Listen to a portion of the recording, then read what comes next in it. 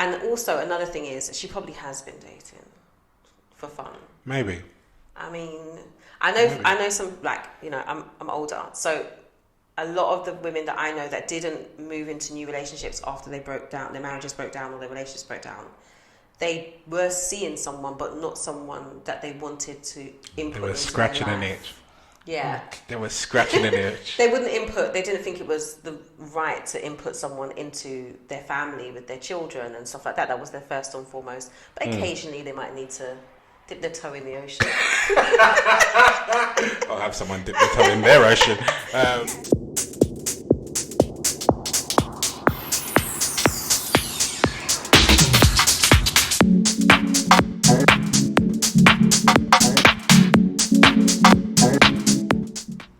Hey, good morning, good evening, good afternoon, whatever it is, wherever you are. Welcome back to the Couple School Podcast. I'm joined as always by the lady of self-love herself, Charmaine Lawrence. Hello guys, welcome back, season 2. Yes. Look at us. I know, we're all acting like grown-up people and stuff. Seasons, we've got season 2, season 1. I feel like I should be on Netflix. You never know, that's a subtle hint to anyone that works at Netflix. Wouldn't mind being on Netflix. I wouldn't. I know Charmaine wouldn't like being on Netflix. So, you know, hint, hint, nudge, nudge. Anyway, so we're back. And throughout siesta, thank you guys for so much for writing in, because I have got scenario upon scenario upon scenario to get through. And some of them are quite tasty, saucy, you know, saucy and tasty. You guys have got filthy minds. Well, they're up to some stuff. Let's put it that way. You are up to some real stuff. Yeah. So, nonetheless, let's get started. So, hey, love the show, guys. Thank you very much. Thank you. It's actually helped me out and helped me sort out a couple of things at home. This one is regards to my mum. My father left us when I was really small, and since then, mum has decided to devote her life to raising me and my 2 brothers, and hasn't even thought, in brackets as far as I know, about dating. We're now all grown. We're all now all grown with kids of our own. I'm really afraid of her dying alone. How can we help encourage her at 67 to find someone special? Oh, I like that one. That's a really nice one. It's a good one to come back with, I think. Yeah, that's kind of sweet. I like that. Does she want to? Because, you know, sometimes we get out. When you spend a lot of time raising children, you kind of forget about yourself. And dating is probably the last thing that she's thinking about. Do you get what I mean? Like, yeah. It's probably not the thing that she's thinking about at the moment. But I know for you guys, you're like, you know, I mean, firstly, 67, I'm thinking is my prime. I'm thinking, no kids, do my own thing. Yeah, I think at this point, it has to be about what she wants. And I think maybe there's so much I don't know, like what's her friendship groups like? Is she really focused on self-care and self-love? Is she really enjoying life? Does she want to date? Is she wanting to do all those things? I think really the best thing is really encouraging her to have a life where she's loving on herself and loving the companies and connections that she has around her. And if she doesn't have those connections, I don't think it always has to start with dating. I think it's about just getting out there in itself and really connecting with people first and foremost, friends, hobbies, stuff like that, before getting in there with a guy. She's been out of the game for a while. The game is a little bit different. As far as you know. Yeah, we don't know. It's true, I love the brackets bit. As far as I know, that's quite an honest little chip to add in there. I think you're 100% right. I think first things first, you've got to establish whether or not it's something that she definitely wants, and also even if it's something that you're going to have to be a bit of intuitive here, because she may say that it's not something that she wants because it's her historic pattern. You know, she's put her kids first and she doesn't ever want to she's forgotten how to put herself first. And if you definitely get that sort of impression, then I think you've got to start encouraging her to sort of step out beyond the boundaries of the family. But I think Charmaine's absolutely right in the sense of start with what she knows she likes, then start encouraging her to do things that she thinks she might like. But make sure, if you can, those things are social things that are going to put her in front of other people that could have that shared interest. You know, when we get to a certain age, like the whole sexual side of things and the sexual attraction side of things starts to fade, and the more of the companion side of things starts to become much more important. And therefore, companionship is all designed even more so around connective tissue, in other words, shared interests. So helping her find someone within a club that's not about dating will also, I should imagine, be far less intimidating for her to get involved in than actually specifically, you know, trying to sign your mum up for Tinder or something. She just might find the pressure of swiping right and left all a bit much, you know. And also on top of that, as Charmaine was saying, dating has changed. It's become far more technical and IT based. And if we take a look at your mum and the era that she was growing up with, she grew up before there was even an Amstrad computer. Anybody that raises their finger at the screen at that, when I say Amstrad computer, I'm not that old. But she grew up before there was ever even computer or internet or anything like that. So she may have struggled, as I know my mum does sometimes. She's got her iPad and all the rest of it, but keeping up to date with the times of technology and how it's moving can be a bit of a challenge in itself. So encourage her to get out, enjoy herself.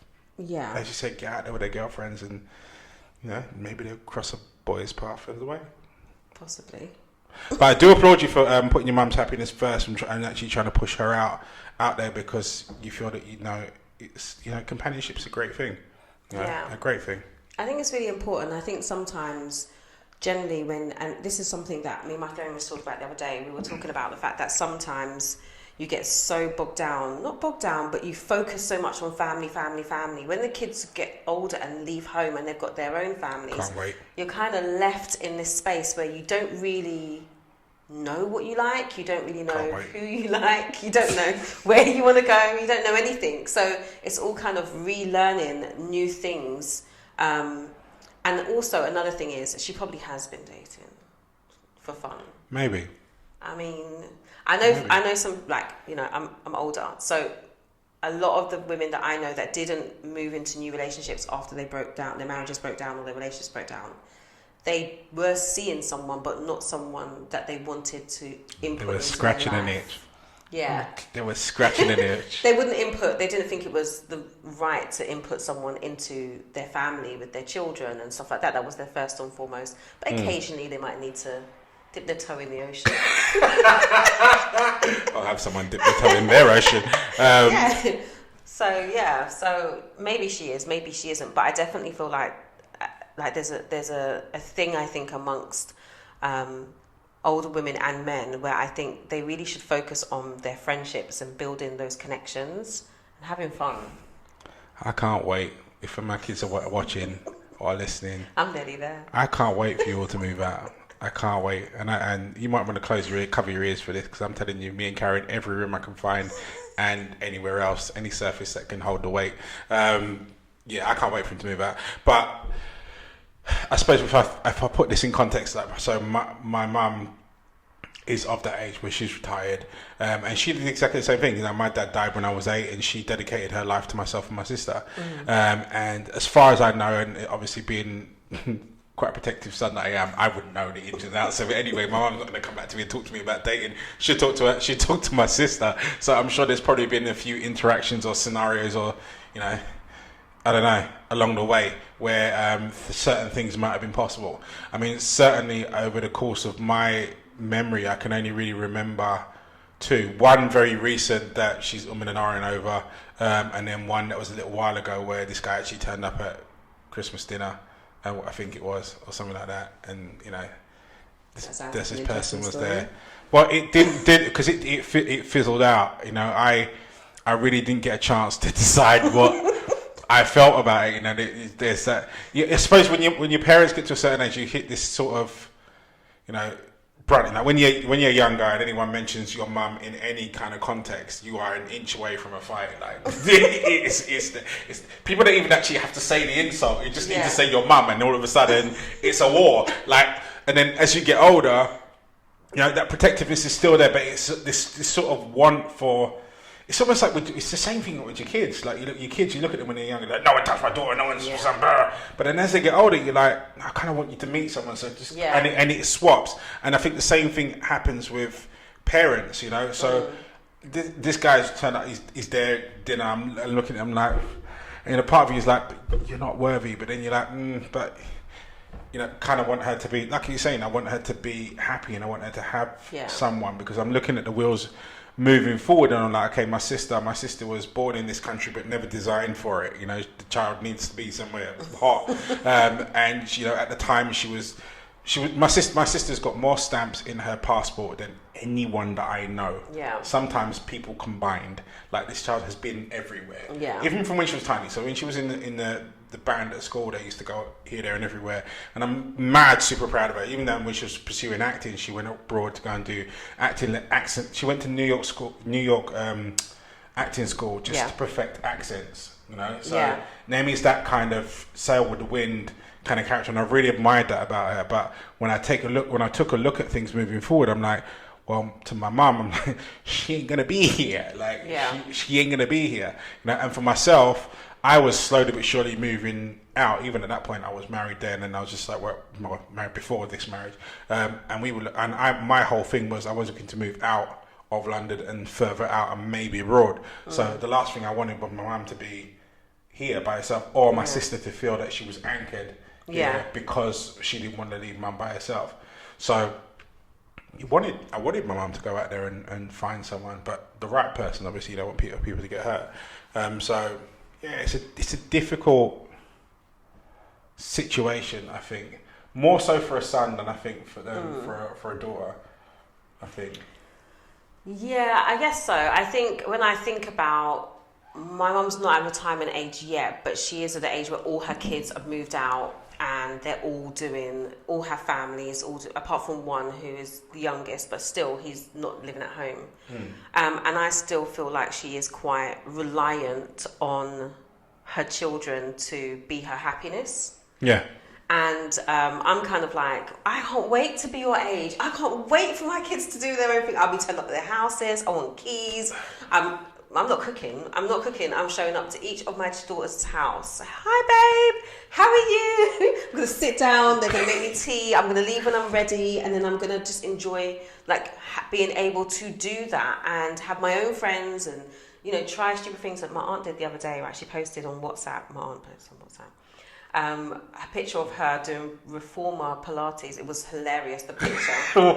What is reformer? So it's like Pilates, but it's like on this board which stretches you out, so it helps you. It's got like resistance. I've seen those. You've seen I've seen those, yeah. And I said to her, "Oh my gosh, did you?" And she goes, "Yeah." And she goes, "It was so funny." And she goes, "It didn't reform me, but it was nice to see a woman of her age just trying something different." And I think it's just kind of beautiful to watch. Whereas I feel like my mum's a little bit more reserved, like not really wanting to step out. Yeah. It's kind of like, you guys come to me, you guys do this with me, and it's kind of like, no, get out there, just go do things, but she's not as outgoing like that. I think she spent a lot of her time making sure she did what she needed to do for her children. And my aunt was very much quite happy to be like, yep, she did things for her children, but it was very much like, you're going to go to your dad's, or you're going to go and do this, and I'm going to go out and about.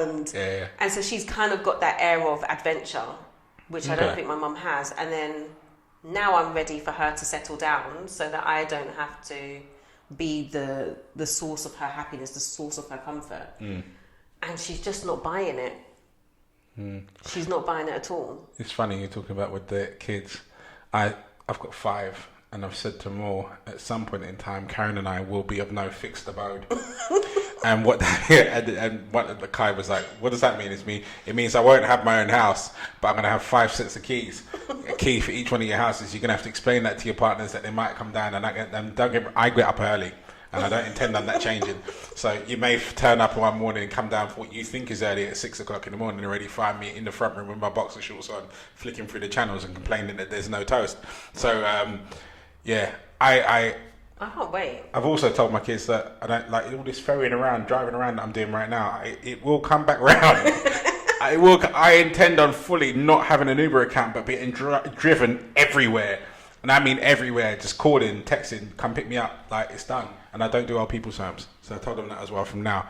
But going back to the whole parents thing, I mean, for us, I'm trying to create this whole, I've got this idea of Grosset HQ, so we're going to move my mum in, create her own little annex and what have you, so she's near the grandkids and what have you, and that way that releases my sister and frees her up to go and do what she needs to do wherever it is around the world. But that's everybody if you has a decide to stay ground. here, because I don't think you and Karen's going to end up staying here. Not forever, but we will put some roots down. And with Matthias starting school, where are we now?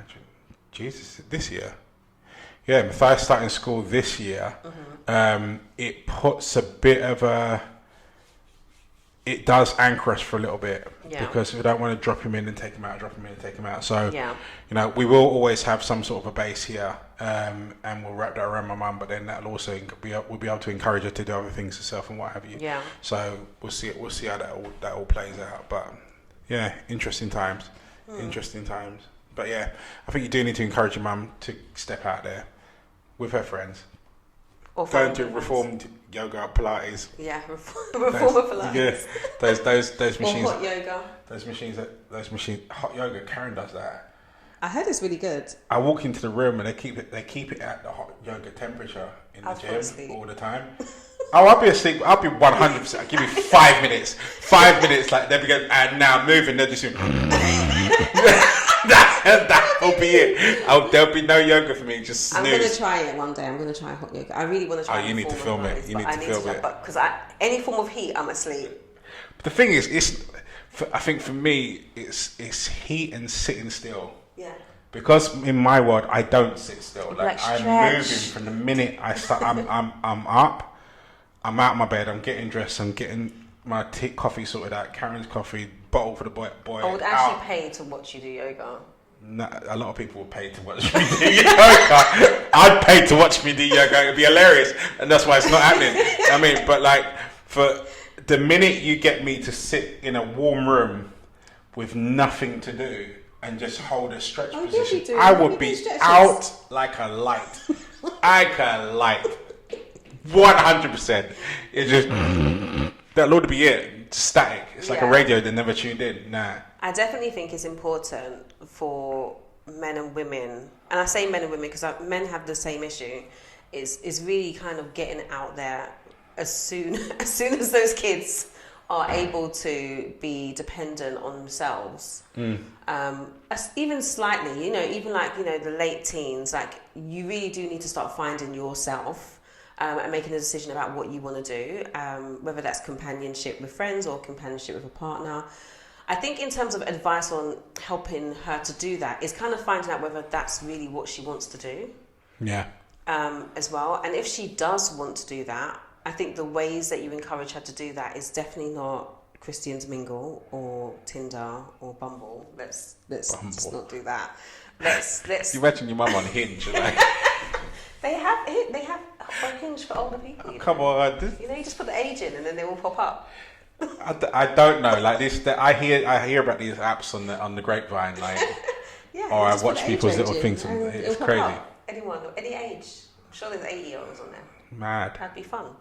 But yeah, I would find out if she's really ready for that, and if she is, I would encourage activities where she might meet someone. Like she might like jazz, to go to a nice little jazz cafe or something like that, music or. The only other thing I would add to that is that you're gonna have to use your knowledge of your mum to work out whether or not she's saying no, she's not interested because she's really not interested, or she's saying no, she's not interested because she's fearful of it.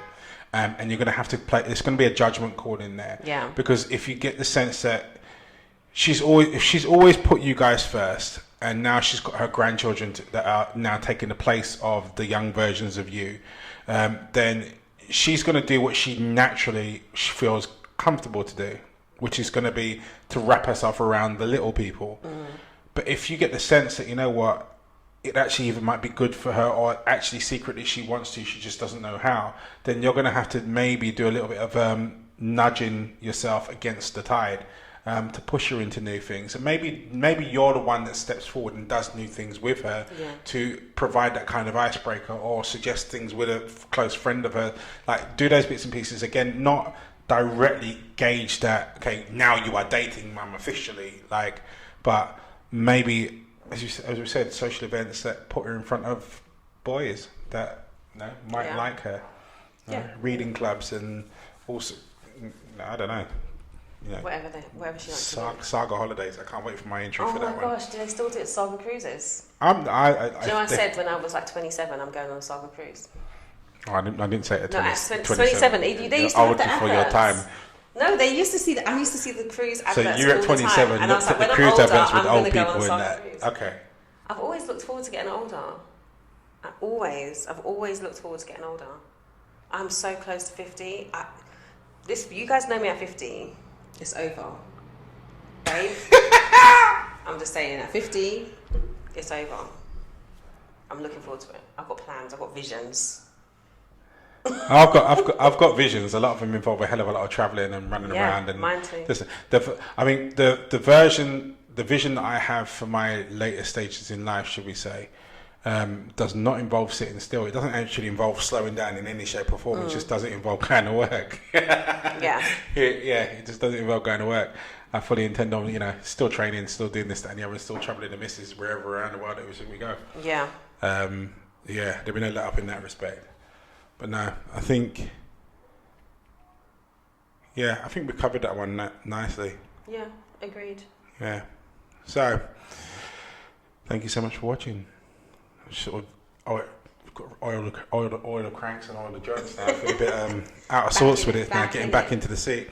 So, that brings us to the end of this week. So, if you haven't subscribed already, please don't forget to hit the subscribe button and also ring the bell on your way out. It helps with the infamous algorithm that the whole world is run by these days. Zuckerman.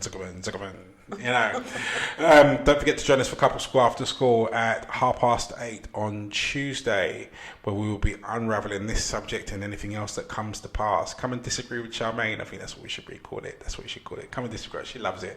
I love to stir the pot too. We'll be back next week for the next episode of Couple School After School. Next episode of Couple School. See, it's out of sorts podcast. But in the meantime, you stay strong, stay focused. Peace, guys. See ya.